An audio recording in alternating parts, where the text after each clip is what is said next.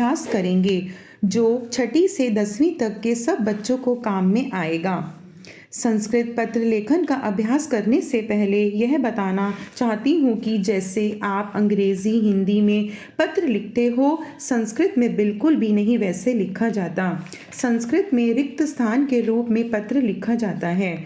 Exam में आपको पत्र दिया जाता है और आपको मंजूषा की सहायता से रिक्त स्थान को पूरा करना होता है।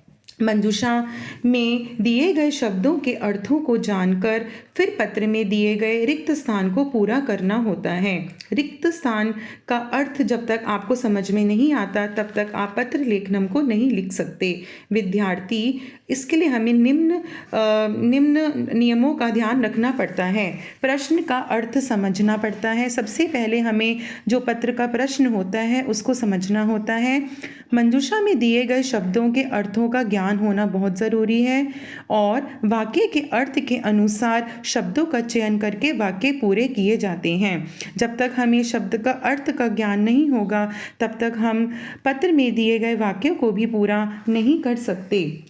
इसके लिए हमें इन पत्र का अभ्यास अधिक से अधिक करना चाहिए जिससे कि हम अपने पत्र में कोई गलती ना कर सकें। जैसे कि ये पत्र आपके सामने प्रश्न रूप में आया है। भवतः नाम माधवः, आपका नाम माधव है।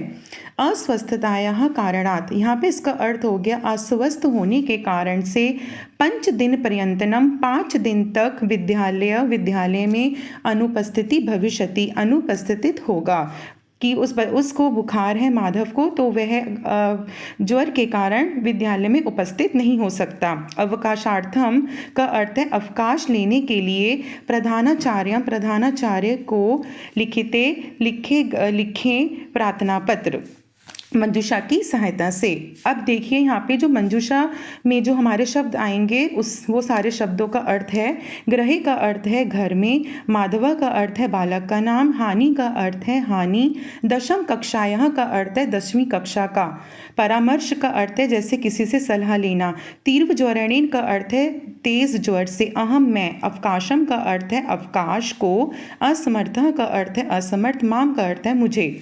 अब देखिए यहाँ पे पत्र आपके सामने है।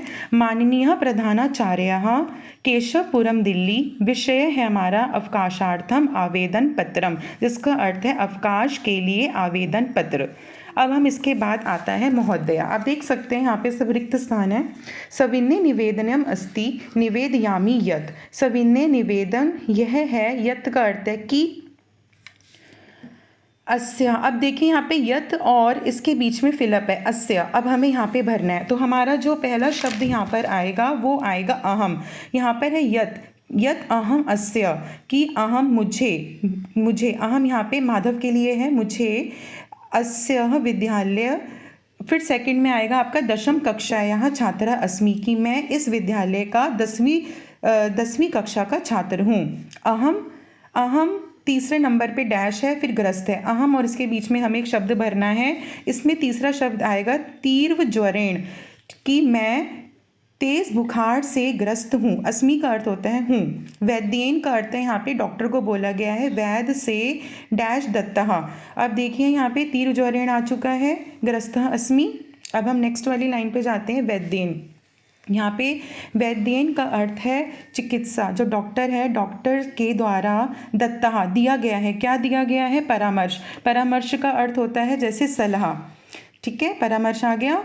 दत्तः दी गई है, क्या दी गई है? कि 5 दिन पर्यंतनम। 5 दिन पर्यंतनम का अर्थ होता है 5 दिन तक। यहाँ पे अगर हम पर्यंतनम का अर्थ लें तो इसका अर्थ होगा 5 दिन तक। फिर इसके बाद 5वां नंबर का फिलअप है, फिर है एव। अब हमें पर्यंतनम और एव के बीच में एक शब्द लगाना है, तो हम यहाँ पे लगा सकते हैं ग्रह, ग्रहे। ग्रहे का अर्थ है यहाँ पर घर में।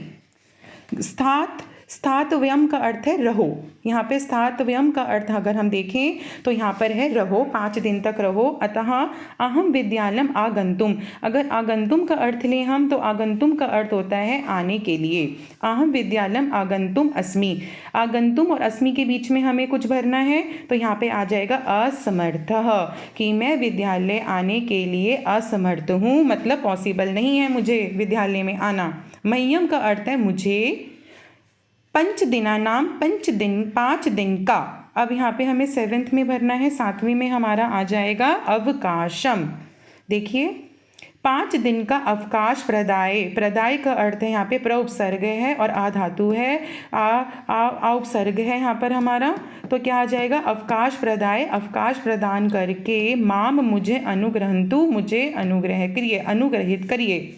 अध्ययनस्य य, अब यहाँ पर है हमारा अधीनस्य या, अब हमारा 9th जो है शब्द हानि, ठीक है। अब जो उस बच्चे का जो अवकाश होगा, अध्ययन का जो उसका है, अध्ययन करने का जो है उसकी हानि ना हो, ठीक है, उसकी पढ़ाई की हानि ना हो, दूरी करुतम यतिष्यते, तो वो कह रहा है कि भविष्य में मैं इस दूरी को जो है पूरा करूँगा जो मेरी हानि होगी।